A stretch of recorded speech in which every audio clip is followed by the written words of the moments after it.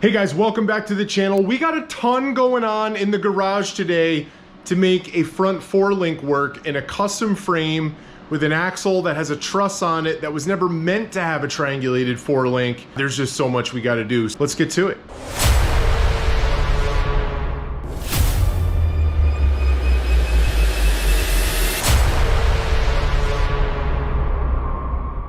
So just like when you guys saw me do the rear four-link, there are some cool things that you can do to basically get the perfect numbers right out of the box, because it's overwhelming. You sit there and you do your research and you're like, okay, I know what I want my anti-squat to be in the rear. I know what I want my anti-dive to be in the front, but how do I set it up to achieve those numbers? Well, there's some basic things that you got to pay attention to right off the bat.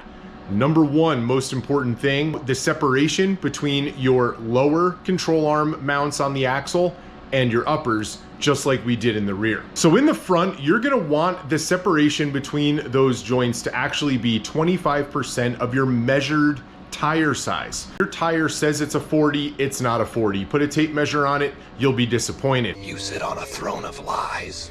Well, these are 43s, and they're actually pretty close to being a 43, but they're still a little smaller at 42 and a half. 25% of that puts me at about 10 and a half inches.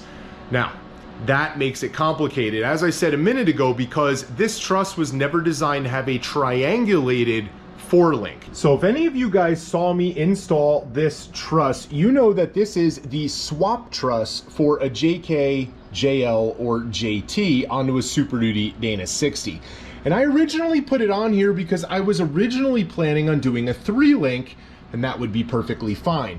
So you can see in this area where your three-link upper would normally mount, I know, ignore that ugliness for right now. There's some gussets down in here that give it the support and the structure inside of this truss to actually support an upper control arm bracket. You wanted to just swap it into your factory suspension, this bridge has to be added to the truss. It's optional, and they make a bracket that keys into these spots right here.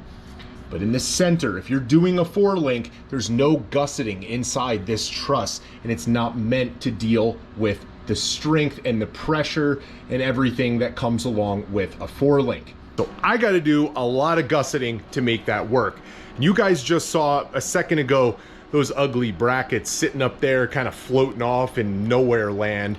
And once again, that's in order for me to get my separation. But before you all get too bored, I'm gonna head on over to the welding table and weld up the frame brackets. Those, once they're welded up, we can figure out where they're gonna go on the frame, and I'll talk to you guys about all the angles and everything else to get those numbers in the four-link calculator.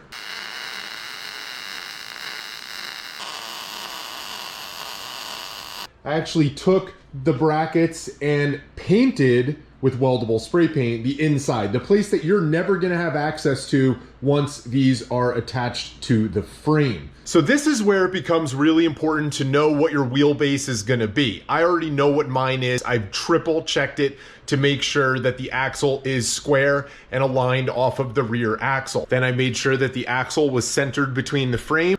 Only then can we sit there and now figure out our upper triangulation. Now off of the center line, you want the center of both brackets where the actual link is gonna be sitting to be the same distance away from that center point. That helps ensure that both of these uppers are gonna be the same length. You're also going to want to make sure that you get a total of 40 degrees of triangulation. So just like when I did the rear, you wanted 40 to 60 degrees of triangulation, and I actually ended up with just about 60 degrees on the rear, slightly less.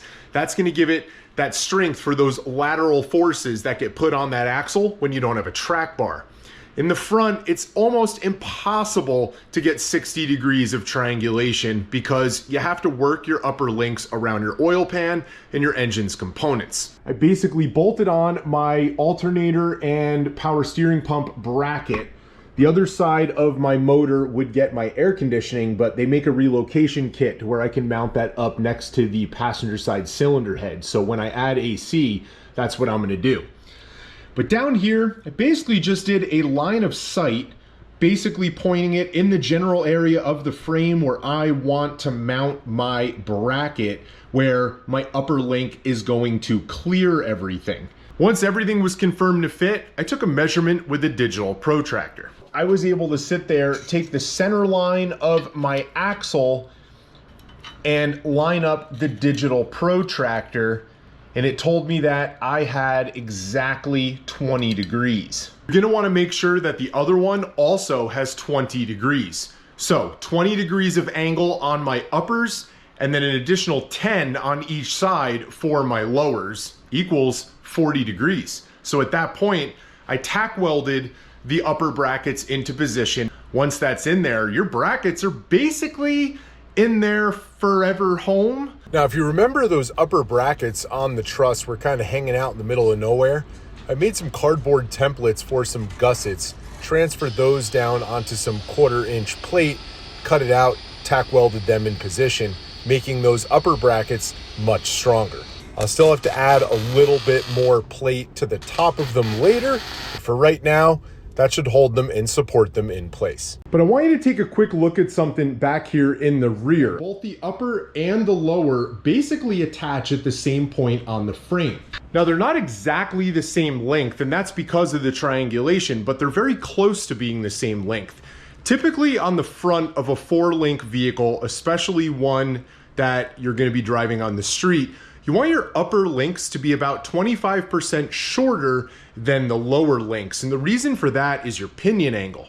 As your suspension, whether it's your rear axle or your front axle, cycles up and down, you have to pay attention to that pinion angle. At ride height on a rear axle, your pinion angle should be pointing basically directly at the back of your transfer case or your transmission. And as we cycle it, we want it to basically continue to point there. So making those upper and lower links the same length will basically allow that pinion angle to be pointing at the same direction no matter what when it cycles. So in the front of your rig, we're basically standing on the driver's side looking straight down at the top of the axle. You want it tilted back a little bit. Now, the amount you tilt it back is called your caster angle, and that's gonna change depending upon what axle you have and what vehicle you have it in. Factory axles typically are anywhere between 4 and 6, maybe even 7 degrees of caster, and those few degrees make a really big difference, especially when you're lifting the vehicle. Well, this Super Duty Dana 60 comes with enough separation between the pinion and the C to where I can maintain a good caster angle and still have my pinion pointed in a good angle for my transfer case. Now, keeping your upper arm 25% shorter than your lower is gonna maintain that caster angle so that your axle doesn't change. But maintaining that caster angle, bear with me now, that's gonna keep that pinion at the same angle in relation to your axle. So that means as the axle drops, your pinion angle gets more and more aggressive, right, at the angle of your drive shaft to your transfer case, and that can cause binding and vibration. This rig, I don't really need it to drive down the road like a Formula One car or a sports car and have perfect handling everywhere through the suspension cycle. I'm more concerned at full flex with lots of flex of my drive shaft binding and then restricting me. So while I'm not gonna make it 25% shorter, I'm also not gonna make it equal length. We're gonna go a little bit less than 25%, maybe 15%, 10%. So it'll still drive fairly decent on the street, but it'll give me a little bit more flex with a little bit better of a drive shaft angle off-road. Now, these are all personal preference things, and I know it's a lot to talk about, and it might even be a little bit confusing for you to understand, but that's what we're gonna do. So, being that my lower, okay, is already set at a 10-degree angle because of that frame bracket, I'm basically gonna see how far back, how long I can make that link and find a place on the frame that's gonna work. So I'm gonna start off with a yardstick just simply because it's already about 36 inches long, and that's a pretty good measurement for a lower link in the front of this custom Jeep.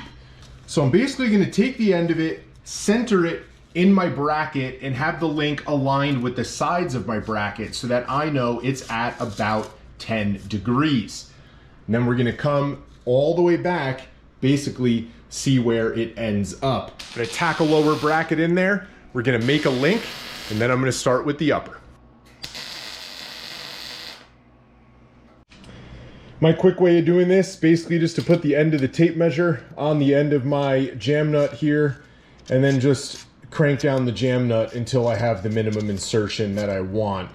I'm gonna go with 1.5 inches because if I ever wanna extend the arm, I can basically get it to be a little bit longer. The minimum, you'd never be able to extend it, only shorten it.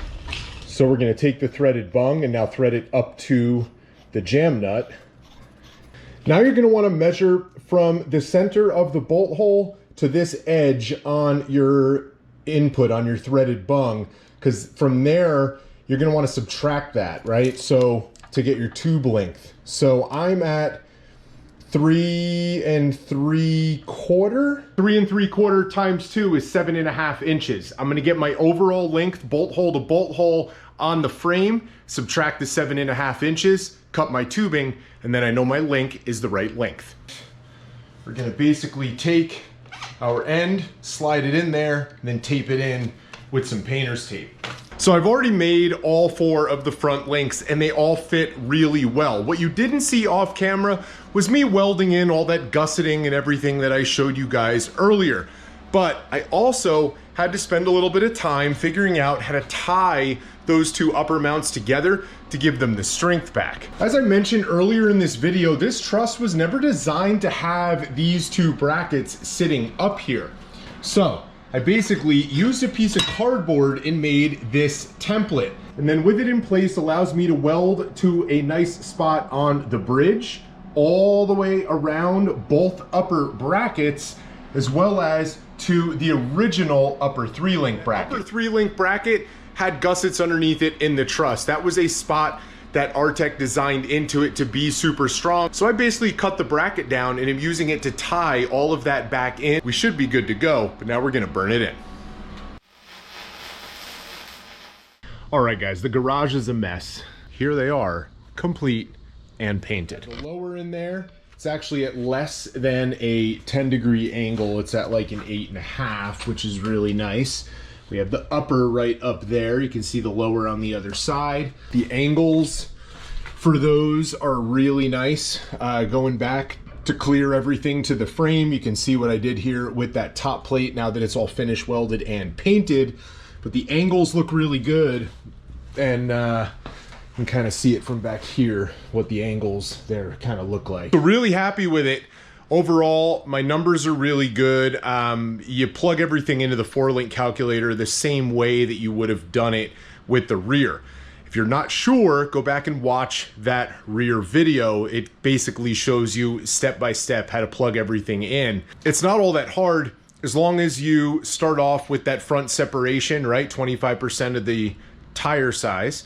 And then you end up with your lengths being the right length, as well as the angles of triangulation being right off the axle. You almost can't mess it up. Anyway, thanks for the support, guys. It really means a lot with what I'm doing here on the channel, and there'll be another video soon.